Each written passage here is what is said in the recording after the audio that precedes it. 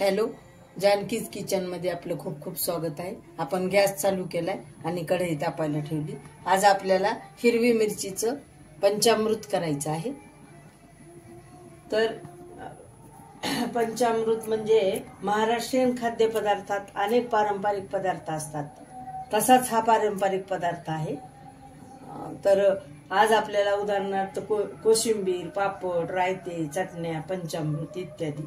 तर आपल्याला पंचामृताचा पहिला प्रकार आज आपण करणार आहोत। हा अनोखी प्रकार आहे करणार आहोत, जो सर्वांना अतिशय आवडेल। त्यासाठी आपण हे आता याच्यामध्ये तेल टाकून घेऊ। हे एक पळी आपण तेल टाकून घेतलं।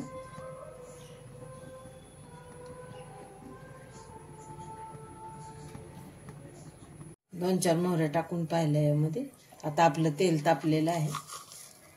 आता आपण मोहरी टाकून घेऊ थोडीशी।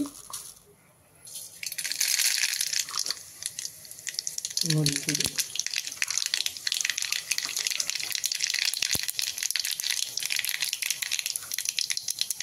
आपण थोडेसे जिरे टाकून घेऊ, अर्धा चमचा। आणि अर्धा चमचा मोहरी पण टाकलेली आहे आपण।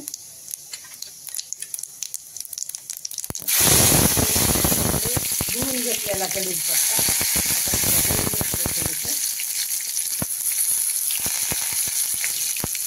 आता टाकू आपण थोडीशी कोथिंबीर। आणि हे पंचामृत म्हणजे ते मिरचीचा आपण जिरे आणि याच्यामध्ये मीठ आणि हिरवी मिरची आणि थोडीशी कोथिंबीर असं मिळून आपण हे ठेचा करून घेतलेला आहे, तो टाकलेला आहे। आता असं थोडं परतून घेऊ।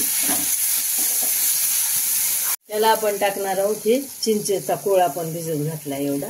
त्याच्यावरचं पाणी आपण टाकून देऊ, स्वच्छ करून घेऊ चिंच थोडी। आपण ही चिंच कोळून टाकू ह्यामध्ये। ते थोडं परतलं गेलंय आपलं। चिंच टाकायची छान कोळून, आपण पाण्यामध्ये छान कोळून घ्यायची।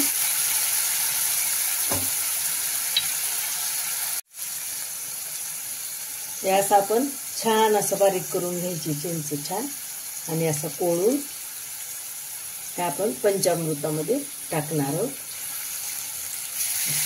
अजून कोळून घ्यायचं, परत टाकायचं त्याला ते पाणी।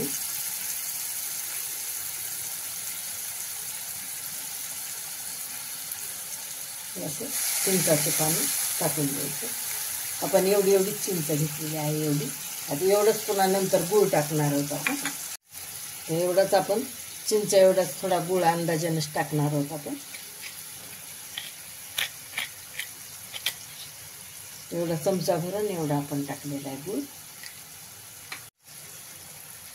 त्याला आपण तिळपूड टाकणार आहोत। असे अंदाजानेच आपण कमी जास्त टाकू शकतो। छान होतं हे। तीळ भाजून घेतले आपण आणि पूड करून घेतली, खूप छान होते हे। आपण कमी जास्त प्रमाणात कूट टाकू शकतो आपल्या आवडीप्रमाणे। मी थोडंच टाकलेलं आहे। असं आपण सगळं मिसळून घ्यायचं।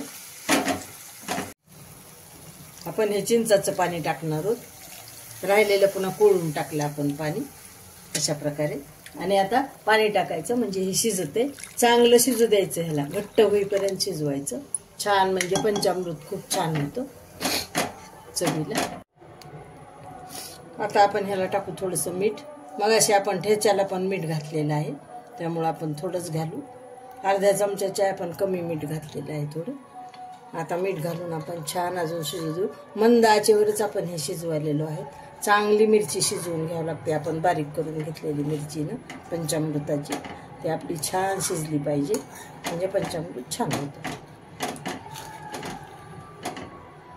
हे आपलं वेगळं आगळं वेगळं असं पंचामृत तयार झालेलं आहे। ही खूप पारंपरिक रेसिपी आहे मैत्रिणींनो। आपण ह्याला थोडीशी कोथिंबीर टाकू, आणि माझे प्रेक्षक थोडी कोथिंबीर टाकू, तर कलर किती छान आलेला आहे आपला। आणि हे तेल सगळं सुटलेलं आहे, आपण मंद आचेवर केल्यामुळं सगळं मस्त तेल सुटले। तर हे आपण 2 वाट्या ह्याला पाणी घालून चांगलं शिजवलेलं आहे। हे असं ताटात वाढायसारखं झालं ना की झालं।